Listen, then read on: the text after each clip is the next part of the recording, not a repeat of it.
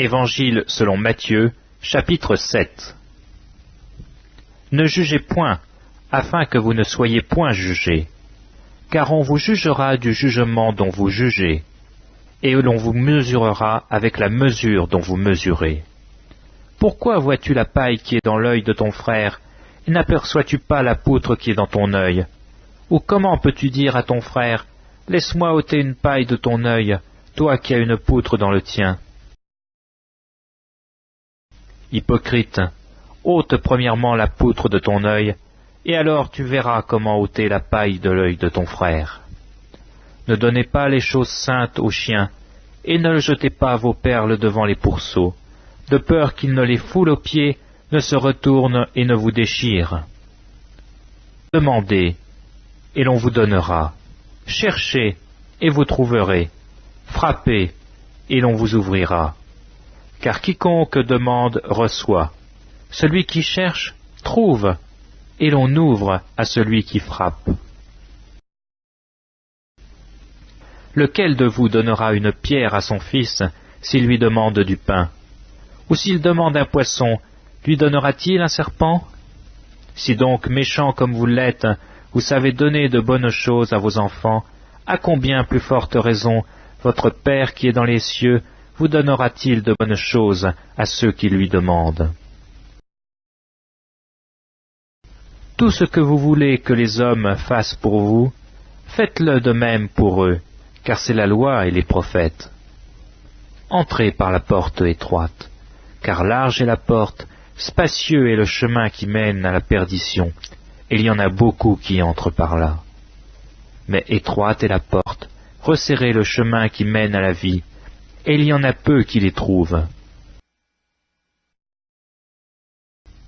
Gardez-vous des faux prophètes. Ils viennent à vous en vêtements de brebis, mais au-dedans ce sont des loups ravisseurs. Vous les reconnaîtrez à leurs fruits. Cueille-t-on des raisins sur des épines, ou des figues sur des chardons? Tout bon arbre porte de bons fruits, mais le mauvais arbre porte de mauvais fruits.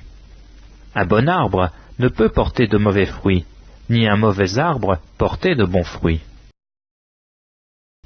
Tout arbre qui ne porte pas de bons fruits est coupé et jeté au feu.